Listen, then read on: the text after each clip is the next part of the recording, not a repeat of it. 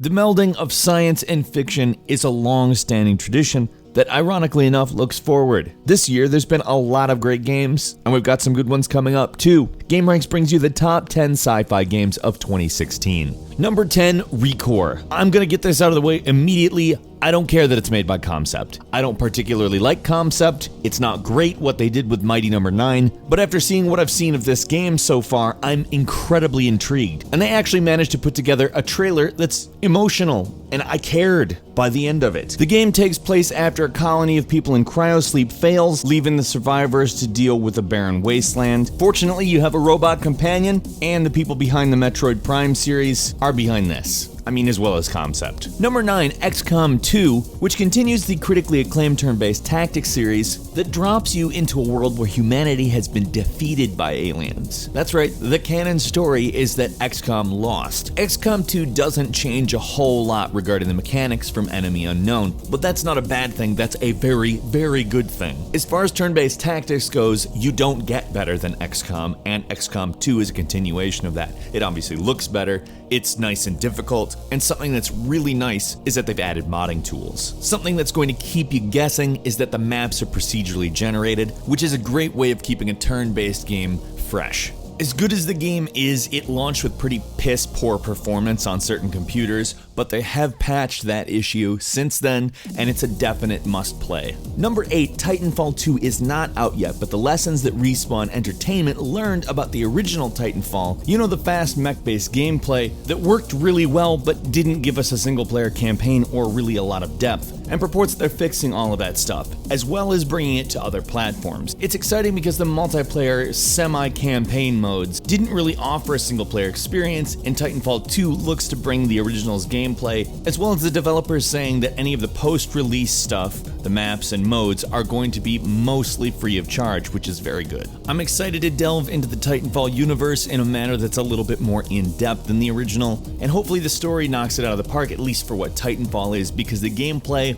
and Titanfall's fantastic. Number 7, Call of Duty Infinite Warfare. Oh yes, it's a controversial one to include on this list. However, let's be honest, as far as these technological warfare-oriented first-person shooters go, the Call of Duty franchise really does have a good thing going. I enjoy these games. I'm not saying I don't want a more boots-on-the-ground version to come out, but Modern Warfare and Black Ops 3, as far as what they are really good games, particularly Black Ops 3, and I really like the addition of zero-gravity environments and space because I am kind of a space idiot. No matter what, the reaction is going to be split on this game, period, but it should be at least some fun arcade shooting action. Number 6, Destiny Rise of Iron, the fourth of the expansions for Destiny, which has really kind of hit its stride after a very slow start. The expansions have really been a lot better than the core game. It looks like they're finally kind of hitting a high point with the story too, because the Fallen are going to breach the wall around the city and probably invade, which is,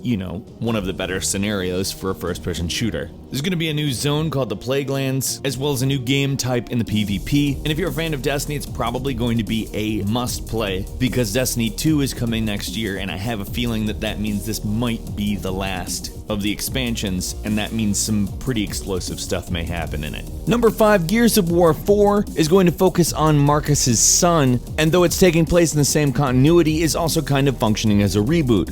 Microsoft acquired the rights to Gears of War, as well as formed an internal studio with some of the people that worked on Gears of War, specifically to continue to make Gears of War. Being it's no longer an epic property, Microsoft does have something to prove here, but the Coalition's handling of the original Gears of War remaster really makes this promising. I'm excited. I hope they make more Gears of War forever and ever. Number 4, No Man's Sky, which is difficult to say anything new about because a lot has already been said. There's been a very large range of expectations for No Man's Sky, and the one that people absolutely agree it meets is the technical one. The game is gorgeous.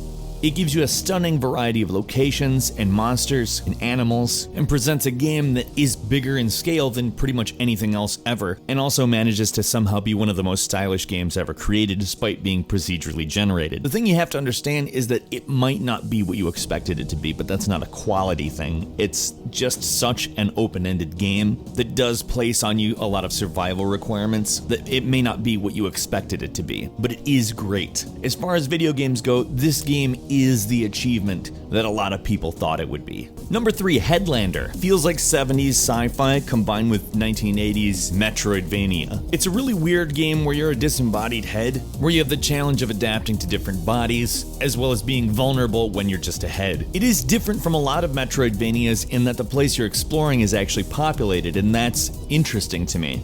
However, it's a dystopia, so it's obviously strange and not what it seems at any point, and it descends into madness gradually, but it's very pretty, it's very fun, it plays very well. And in a time when there's not very many large-scale productions of this genre of game, it's really nice to see a very good example come out. Double Fine knocked it out of the park. Number 2, Doom, which is probably the best first-person shooter of the year, in my opinion. Doom brings science fiction and horror together to create kind of a futuristic but hellish landscape that drops you into a brutal, fast-paced, tense run-and-gun experience that really harkens back to what made Doom and Doom 2 good, but updates it in a way that it doesn't feel left behind in 2016. This is definitive modern Doom. And finally, number 1, Deus Ex: Mankind Divided. Basically the sci-fi stealth shooter. The appeal of the game is simple. People have robot arms. People have weapons in their robot arms. Go. And although they've generated a lot of controversy in their marketing, it's Deus Ex. If you played the previous game, you know what you're in for gameplay-wise. If not, imagine a really streamlined third-person stealth shooter with a lot of cool robot powers and a lot of Messiah imagery. The game is promising to be a lot bigger and up the stakes significantly. Really what it comes down to, the last Deus Ex was fantastic, so why wouldn't this one be?